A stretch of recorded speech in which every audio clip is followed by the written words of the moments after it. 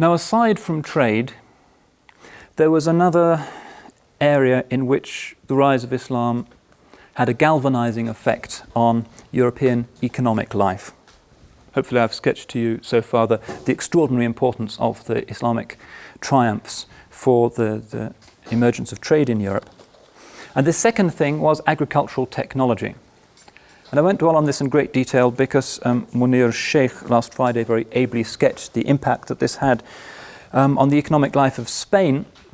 He pointed out that before the Muslim conquest, most of Spain had lain fallow, was never cultivated.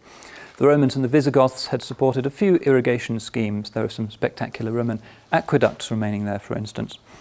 But Spain's population is believed to have tripled in the 2 centuries following the Muslim conquest. And this was made possible in large measure by the large-scale introduction of sophisticated techniques of irrigation, again from the Near East. The water wheel, for instance, was the obvious example that he gave. And this is reflected in the Spanish language. Again, you'll see some of these words in the list that I dished out. For instance, even today, a common word in the Spanish countryside for a little bridge which takes water across a little valley is alcantarilla, what I encountered recently in Spain.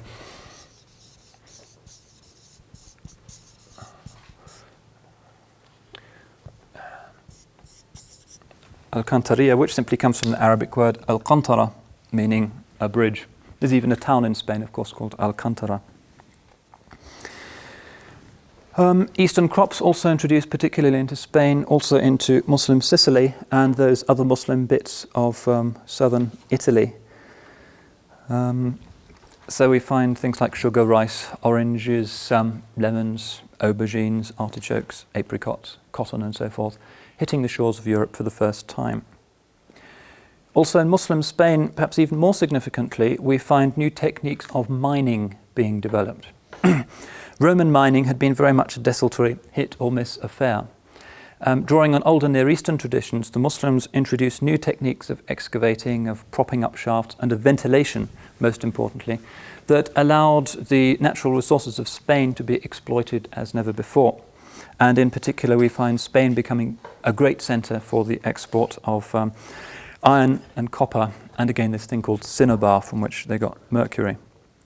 And these new Moorish techniques of mine construction and ventilation radiated out throughout Europe and become the basis, for instance, for the mining communities of Lower Saxony, who went on to construct and man some of the great silver mines throughout Europe. The techniques that they were using were originally introduced into Europe by the Moors of Spain.